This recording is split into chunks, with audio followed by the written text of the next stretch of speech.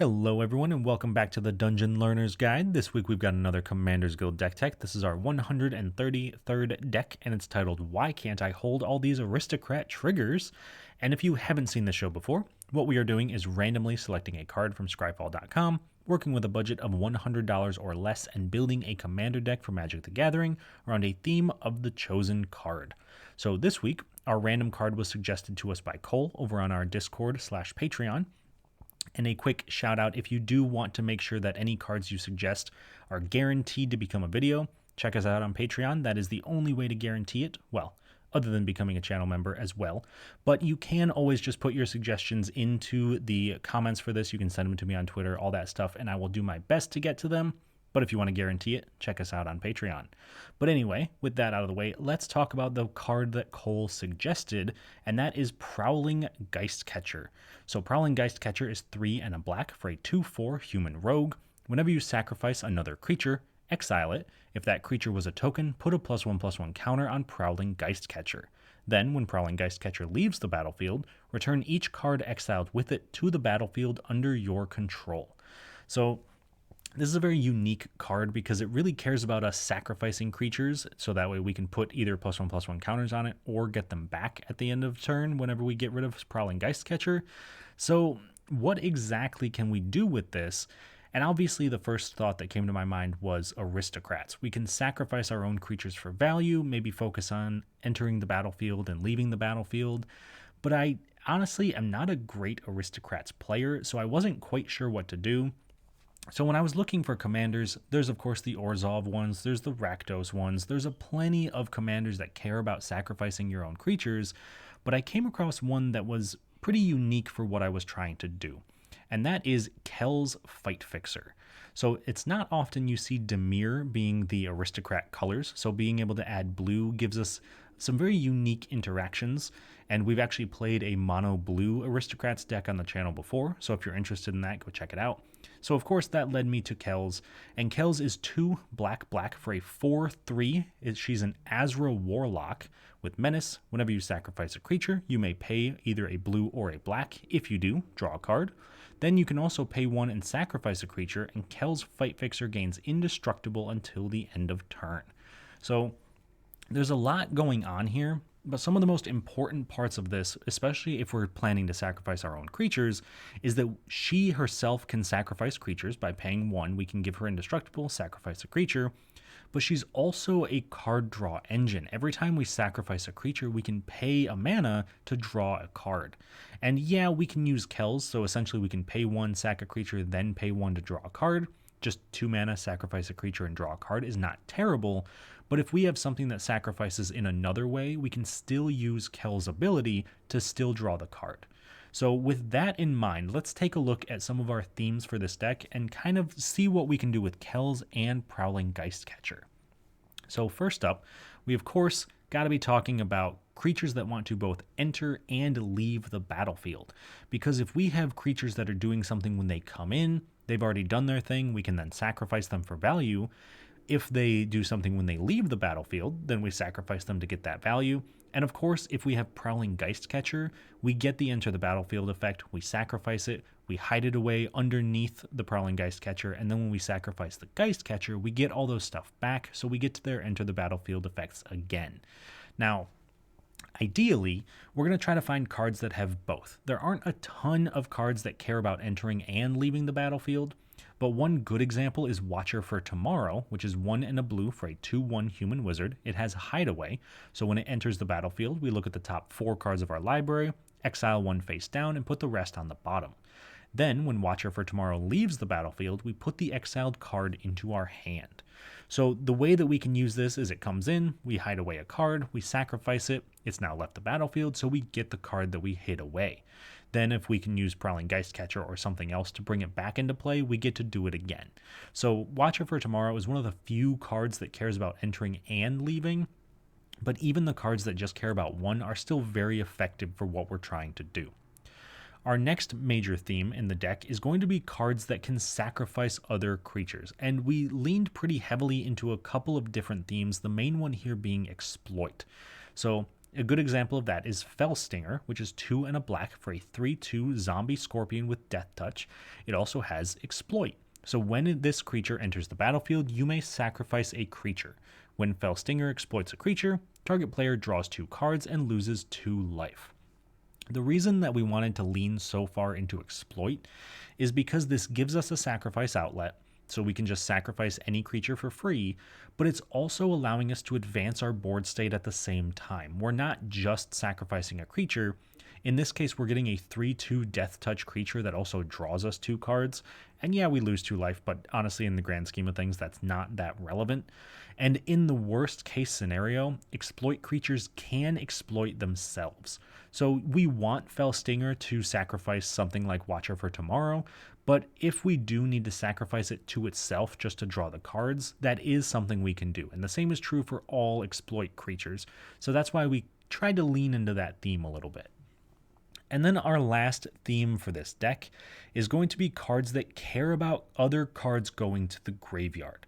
And there's a couple of cards that care about this, and some of them are worded a little bit strangely, but the overall gist of this is that if a card goes to the graveyard, or if a creature specifically goes to the graveyard, each of our opponents is going to lose a life or take a damage. And Dreadhound is a great example of that, because Dreadhound is 4 black for a 6/6 demon dog. When Dreadhound enters the battlefield, mill 3 cards. Then, whenever a creature dies or a creature card is put into a graveyard from a library, each opponent loses 1 life. This is very important for a couple of reasons. One, if we're milling those 3 cards, there's a chance that we hit something and it does damage to our opponents, but it doesn't care about our creatures dying. It's any creature on the battlefield. So if our opponents decide to, say, wipe the board and there's 15 creatures in play, then each opponent is going to lose 15 life because Dreadhound, even though it's going to die, is going to see all the other creatures die too. So Dreadhound is a phenomenal way to benefit from all of our sacrifice effects, because if we have Watcher for Tomorrow sacrificed to Fellstinger, that is now 1 damage to each opponent. And that doesn't seem like much up front, but when we're sacrificing a ton of creatures over and over and over again, this is a great way to close out the game. And Dreadhound isn't the only creature we have with this effect. We actually have quite a few of them because we want to make sure to maximize that effect, especially if we're getting to the point where we can make our opponents lose 2, 3, maybe even 4 plus life every single time a creature dies. That just closes out the game. So those are our themes for this week. And of course, the next thing we got to talk about are some of our key cards. These are the cards that, while they may not always be win conditions, they're very frequently going to put us in a situation where we can win the game, or are going to generate some amount of value that makes it difficult for our opponents to come back from. So the first thing that we're going to talk about is Gravedigger. And this is a bit of a weird one because you wouldn't expect Gravedigger to be on a key cards list. It's just a 4-mana 2/2 that when it enters the battlefield, you may return target creature card from your graveyard to your hand. Most of the time, that's not a phenomenal effect. Honestly, most decks tend to not even run Gravedigger because it's not that good. But in our deck, it's actually a key combo piece. Because if we have Gravedigger with our Prowling Geistcatcher, we can sacrifice Gravedigger to exile it, put it under the Prowling Geistcatcher, then we can sacrifice the Prowling Geistcatcher, it's going to go to our graveyard, and Gravedigger is going to come back into play, meaning we can then put Prowling Geistcatcher from our graveyard back into our hand, and we can recast it and do the whole thing over again. So as long as we have some way to get a creature out of our graveyard into our hand on an enter the battlefield effect, we can infinitely loop Prowling Geistcatcher. And before you get too concerned about an infinite loop, it's only infinite for as much mana as you can generate. We have no way to make infinite mana in the deck as far as I'm aware. So it's still relatively fair, so don't let it freak you out when I say infinite. It's just we can keep doing it over and over until someone interrupts us, but we can probably only do it 2, maybe 3 times a turn if we're lucky. So it is very mana intensive, but it is a great way to keep rebuying a lot of our enter the battlefield effects, because not only is Gravedigger coming back into play, but everything else that we've managed to sacrifice to Prowling Geistcatcher is also coming back into play. So that means we can get some hideaway triggers, we can get some exploit triggers. Anything that's coming in happens again. So I think for that reason, Gravedigger deserves a spot on our key cards list. It's definitely worth it, even though it looks a little bit weird being here. Our next key card, though, is going to be the Butcher of Malakir. And this one, if you've ever played against a Butcher of Malakir, you know how devastating this card can be, especially if you're going up against other creature decks. Butcher of Malakir is 5 black for a 5/4 vampire warrior, has flying, and whenever Butcher of Malakir or another creature you control dies, each opponent sacrifices a creature.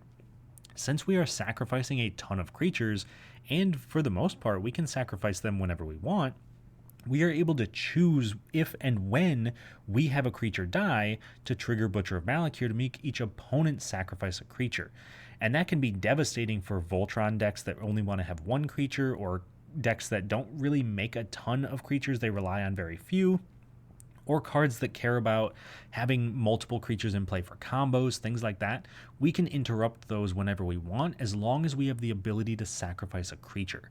So while this isn't technically a board wipe, if we have enough cards in play and enough sacrifice outlets and enough things maybe even to bring them back, we can essentially build our own board wipe with Butcher of Malakir. And then we still have a 5/4 flyer to kind of pick up the pieces when it's done. So Butcher of Malakir is incredibly powerful and can be devastating for certain decks. Finally, we get to our last key card, and this one is Chasm Skulker.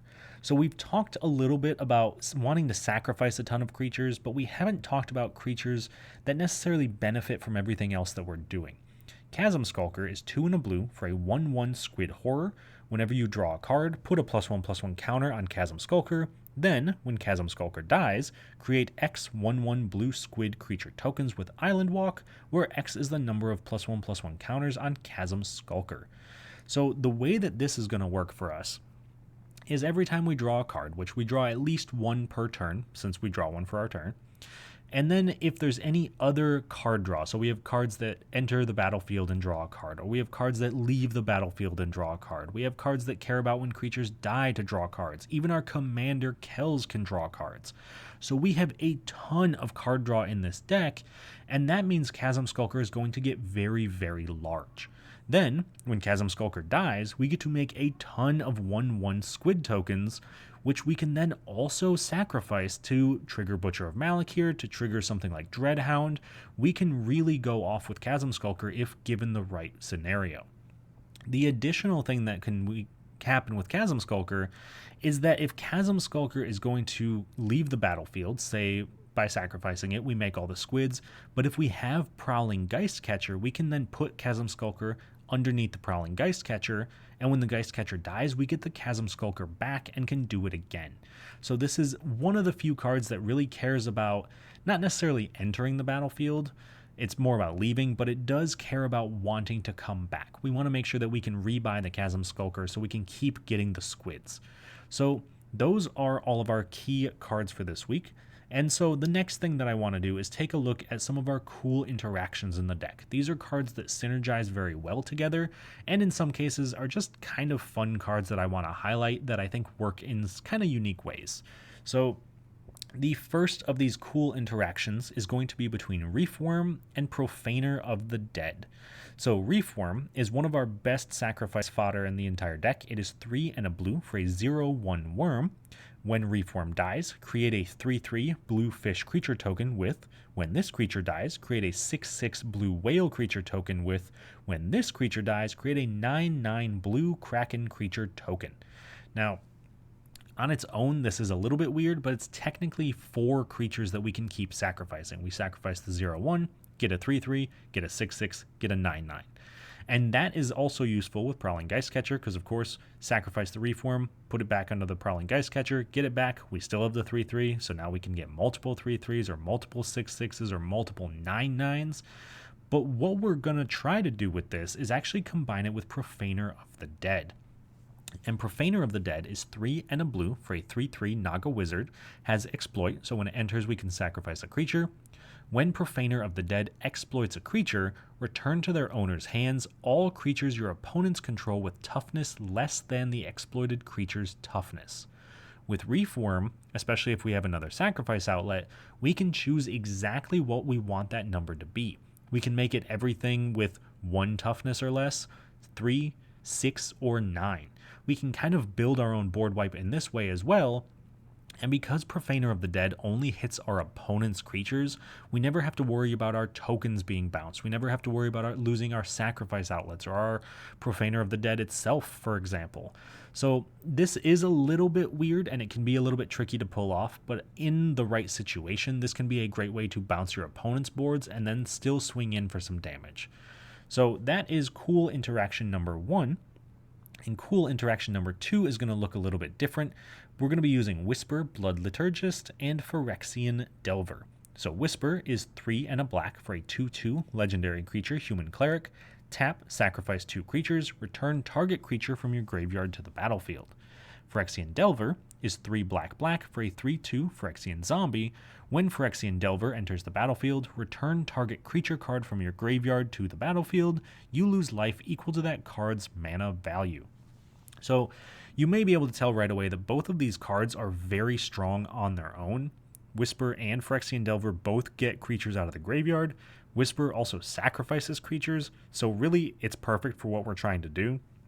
But where they really shine is actually if we sacrifice the Phyrexian Delver to Whisper and then return Phyrexian Delver to the battlefield.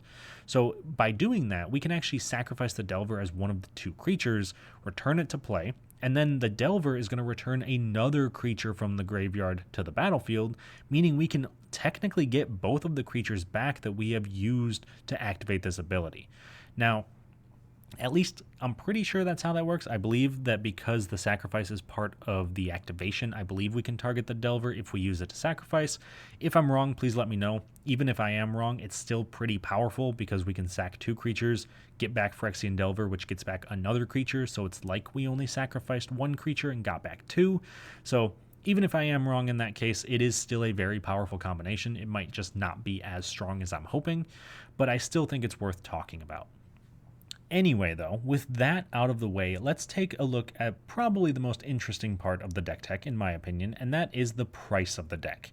So this week, we actually have a sub $50 deck, which is $49.17, and our most expensive card in the entire deck is Lolth Spider Queen.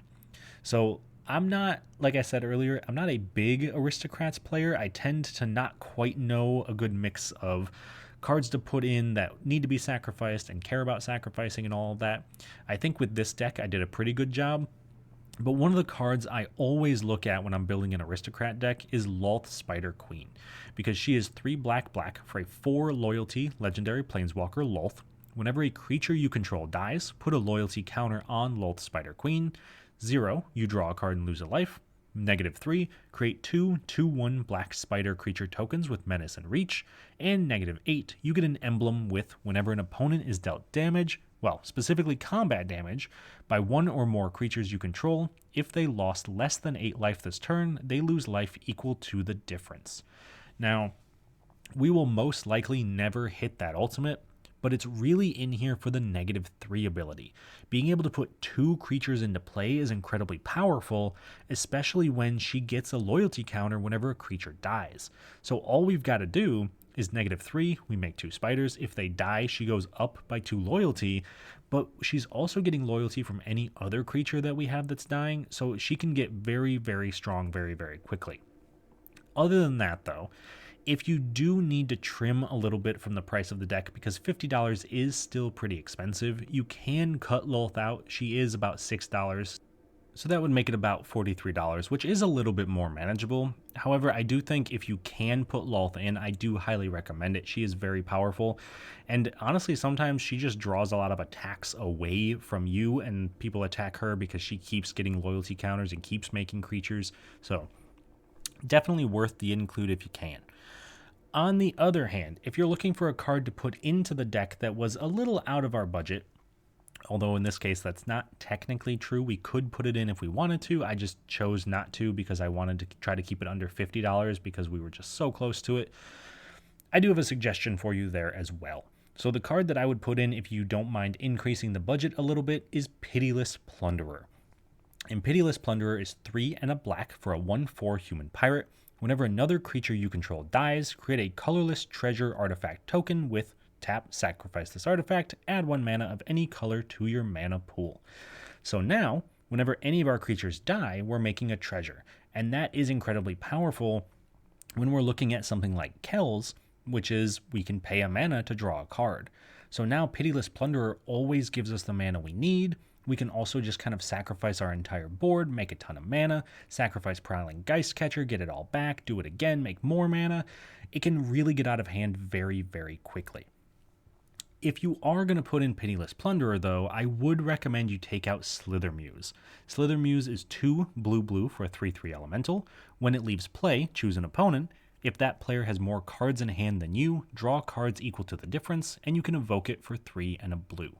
So we didn't talk too much about Evoke. That is another minor sub-theme in the deck, because if you cast a creature for Evoke, it's immediately sacrificed when it comes into play, meaning we can trigger all of our sacrifice stuff, our enter the battlefield, leave the battlefield effects.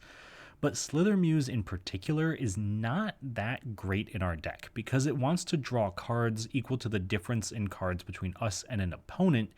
But if I'm being perfectly honest, we will most likely be the player at the table with the most cards in hand because everything we sacrifice is probably going to be drawing us a card.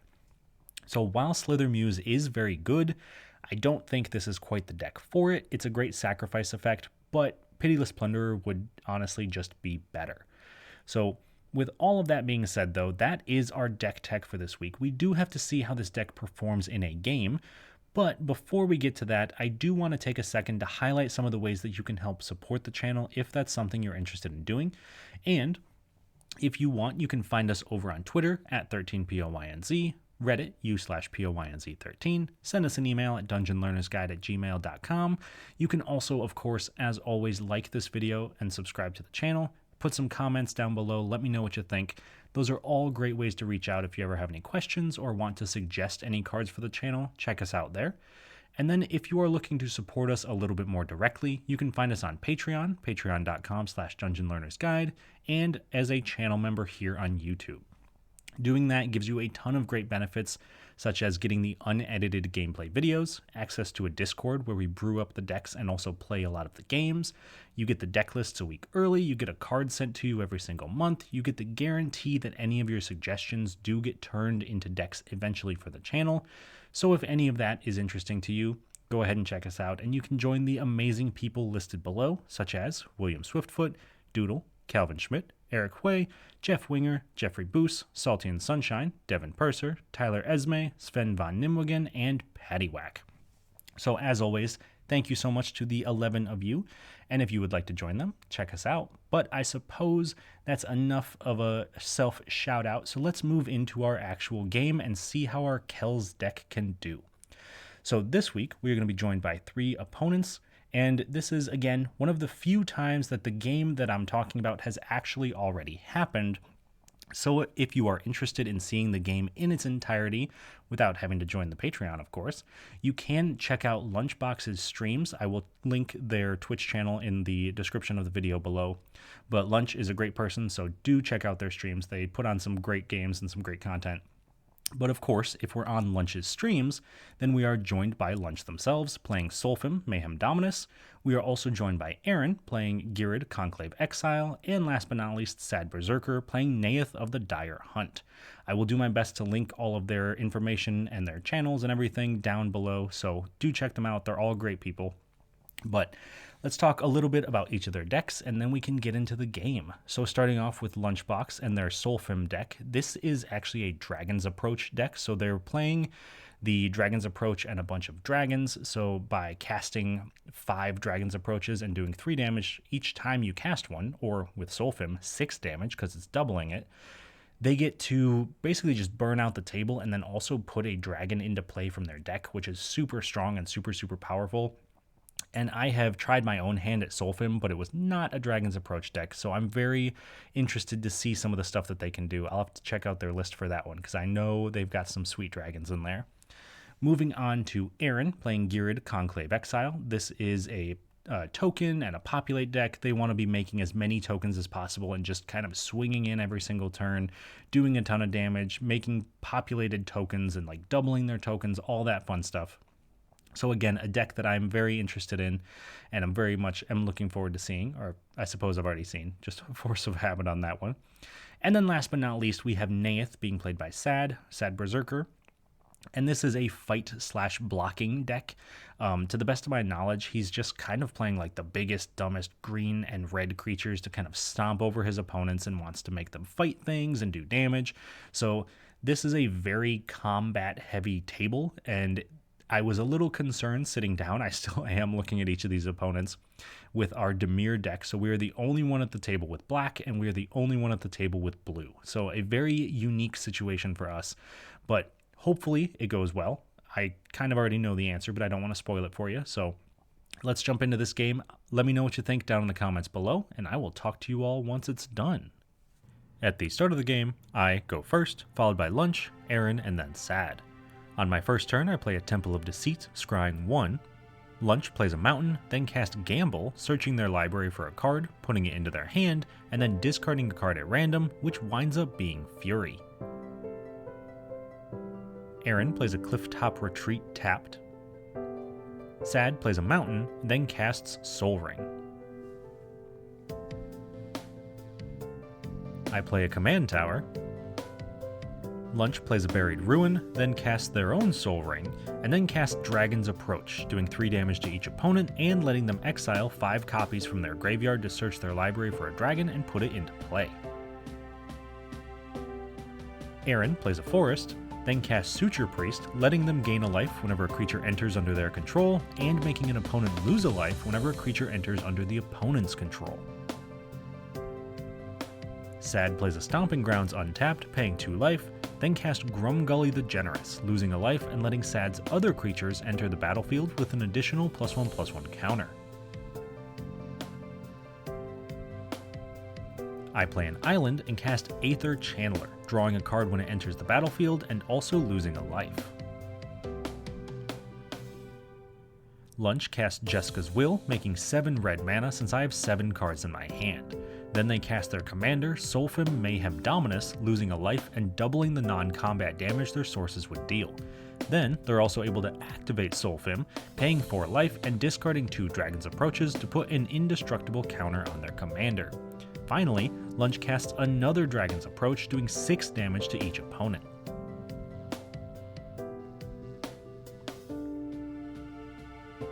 Unfortunately, on Aaron's turn, they miss their 3rd land drop and pass. Sad plays a Forest and casts Irresistible Prey, drawing a card and forcing Grumgully to be blocked this turn if able. He then also casts Burnished Heart, which enters with a +1/+1 counter, and Sad loses a life.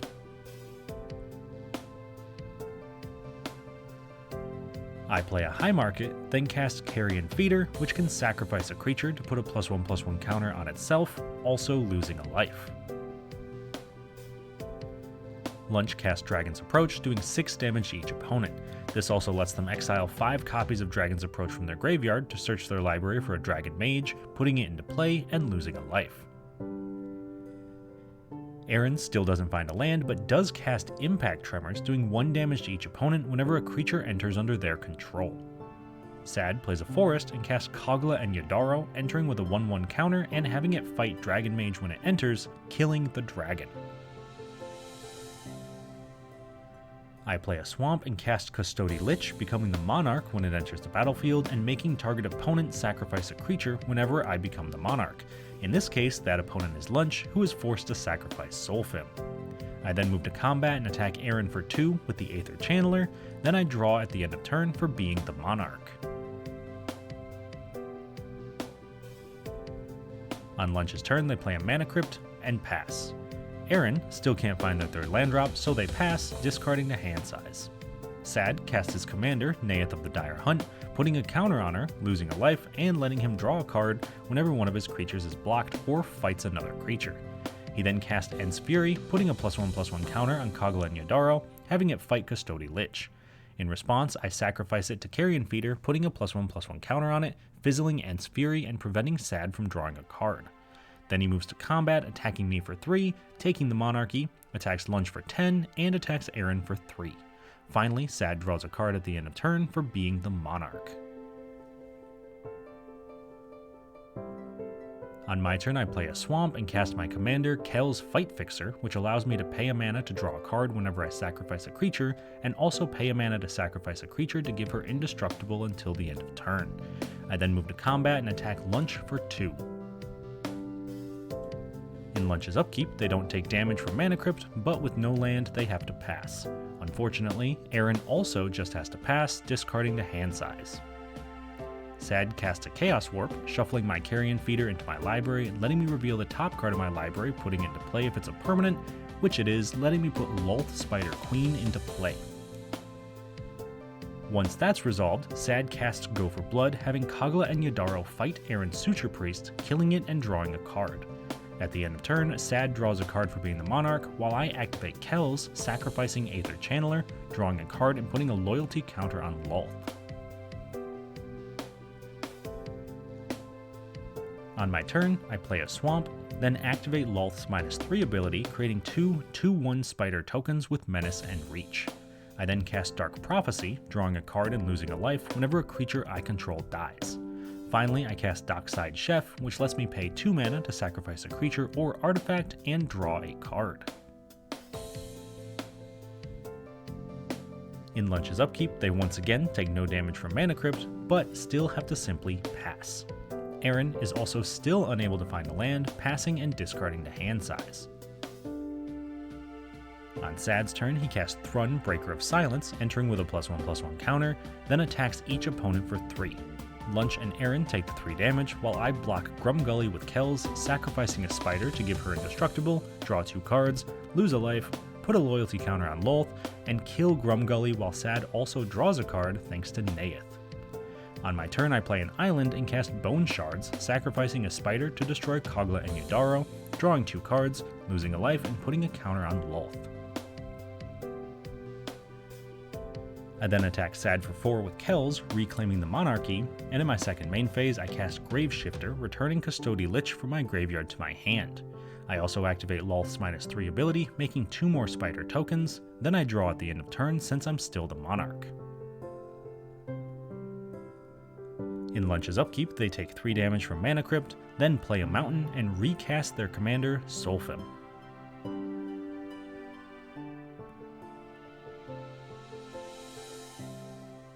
Aaron plays a Branch Loft Pathway, then casts Kodama's Reach, searching their library for 2 basic lands, putting one into play tapped and the other into their hand. Sad plays a Forest and casts Taurian Mauler, which gets a +1/+1 counter whenever an opponent casts a spell, then casts Lifecrafter's Bestiary, scrying 1 in his upkeep, being able to pay a green mana whenever he casts a creature to draw a card. He moves to combat, attacking Lolth for 5 with Thrun, killing my Planeswalker, and also attacks Aaron for 3 with Burnished Heart. At the end of turn, I sacrifice a spider to Dockside Chef, drawing 2 cards and losing a life.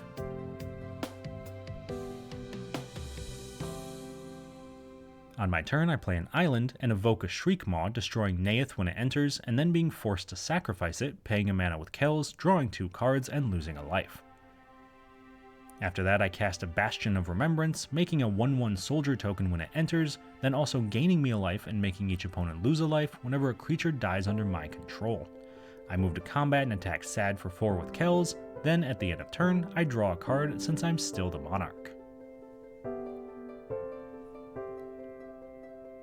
In Lunch's upkeep, they don't take damage from their Mana Crypt, then they cast Mana Vault and also cast Tyrant's Familiar, attacking me with it for 7 since it has haste, and doing 7 damage doubled to my spider when it attacks, since Lunch also controls their commander. This makes each opponent lose a life while I draw a card, lose a life, and gain a life. Then I take 7 damage and Lunch becomes the Monarch, drawing for it at the end of turn.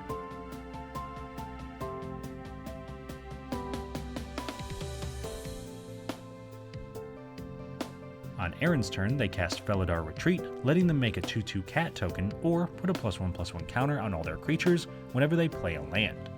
Then, Aaron plays a land, playing a mountain, making a cat, and doing 1 damage to each opponent.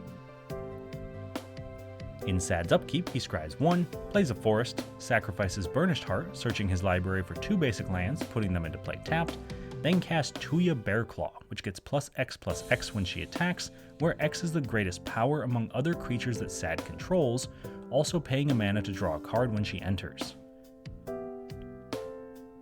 At the end of turn, I sacrifice my soldier token to draw 2 cards, gain a life, lose a life, and make each opponent lose a life. Then on my turn, I play an island and cast Demon's Disciple, making each player sacrifice a creature when it enters, killing Graveshifter, Tyrant's Familiar, a cat token, and Tuya Bearclaw. Then each of my opponents lose a life, while I gain a life, lose a life, and draw one card. After that, I cast a Ruthless Technomancer, sacrificing Demon's Disciple when it enters the battlefield, making 3 treasures since it had 3 power, making each opponent lose a life while I gain a life, lose a life, and draw a card. Then the Technomancer also allows me to sacrifice X artifacts to return a creature with power X or less from my graveyard to the battlefield. I attack Lunch for 4 with Kels, reclaiming the Monarchy and drawing for it at the end of turn. In Lunch's upkeep, they take no damage from their Mana Crypt, but do take 1 from Mana Vault. Then they play a Mountain and cast Dragon's Approach, doing 6 damage to each opponent. On Aaron's turn, they cast Elspeth Tyrell, activating her -2 ability to create 3 1/1 soldier tokens. In response, I activate Ruthless Technomancer, sacrificing 2 treasures to return Aether Channeler to play from the graveyard, returning Impact Tremors to Aaron's hand when it enters. In Sad's upkeep, he scries 1, then plays a Mountain and casts Apex Altasaur, fighting a creature when it enters the battlefield and also fighting a creature when it takes damage. This lets him fight Dockside Chef, killing it, making each of my opponents lose a life while I draw a card, gain a life, and lose a life. Then it fights Solfim, but Lunch responds, activating Solfim's ability to give it an indestructible counter by discarding 2 cards. Finally, the Altasaur fights one of Aaron's soldiers, killing the token, and Sad chooses not to fight another creature. He then moves to combat and attacks me for 6 with Thrun. I block with my Technomancer and Aether Channeler, only taking 1 damage through the trample, killing both my creatures so I gain 2 life, lose 2 life, draw 2 cards, then each of my opponents also lose 2 life, knocking Sad out of the game. On my turn, I cast Dreadhound, milling 3 cards and doing 1 damage to each opponent whenever a creature goes to my graveyard from anywhere. When I mill 1 creature, so Lunch and Aaron take 1 damage, knocking Aaron out of the game. Then I'm able to attack Lunch with Kels for 4 thanks to Menace, knocking them out as well and winning me the game. Alright, so that was a sweet game. Definitely a lot going on in that game. Unfortunately, 2 of our 4 players at the table kind of got mana screwed. Lunchbox kind of got out of it at the end there. I mean, mostly thanks to their Mana Crypt and Mana Vault, but still struggled a bit being stuck on 1 red land for most of the game, meaning that they couldn't recast Solfim, they couldn't do a lot of the stuff that they needed to do with like Tyrant's Familiar, so not a great showing by Solfim, unfortunately, but despite all of that, they still did a ton of damage across the entire game with all of the Dragon's Approaches. I think we all took like 20 plus damage just from Dragon's Approaches, so it really made a difference in the end, even though they weren't able to get too far into it with all of the red mana. Next up, Aaron really also got kind of the short end of the stick on that one. Wasn't able to do too much, didn't find their 3rd land until well into the game, and it wasn't quite enough to bounce back and recover. So unfortunately, not too much coming out of the Girrid deck, but there were a couple of moments when, again, Aaron, very similar to Lunchbox, played a very significant role in the end of the game, because I was forced to bounce the Impact Tremors on their board, so that way I wouldn't die to 3 token creatures coming in, which, if that had happened, obviously would have changed the outcome of the game, because since I wound up winning, I wouldn't have won with the Impact Tremors. So a lot happened even with very little mana, which I think was very impressive, and I would love to see more of Aaron's deck in the future, so hopefully we can get some games in. And then, of course, we got to talk about Sad's deck. Really, like I said earlier, just kind of big, dumb creatures. It was very cool to see. That's how I started playing Magic, was just trying to find the biggest, beefiest boys and put them into play. So being able to see that again in a commander setting with Neith as the commander was very, very cool. I think that they all really put in work. Kagla and Yadaro especially. I didn't expect them to do quite as much as they did, so very impressive there. And then, of course, our deck walking out the winner, so I'm very happy with how it performed. We never found the Prowling Geistcatcher, but we were able to make enough of our Aristocrat synergies to drain out the table, draw a ton of cards, and I kind of underestimated Kels going into this game. I didn't think that her ability to make herself indestructible or her menace ability were going to be that relevant, but she was incredibly important in knocking down our opponent's health totals by getting in there with Menace. And then she also was very, very important in drawing cards and even blocking with her indestructibility. So I definitely underestimated Kels coming into this, but I definitely won't do that in the future. So very much a sweet game. Once again, a huge thank you to Lunchbox for having me on their stream. It was a ton of fun. Hopefully we can do it again soon. But if you're interested in any of Lunch's stuff, or Aaron or Sad, I will try to link any of their profiles and stuff in the description. So please do check them out. They're all amazing people, and they were a ton of fun to play with. So with all of that being said, I would love it if you could all like the video, subscribe to the channel, let me know in the comments if there's anything you'd like to see in the future, and I will see you all on the other side of the Dungeon Learner's Guide.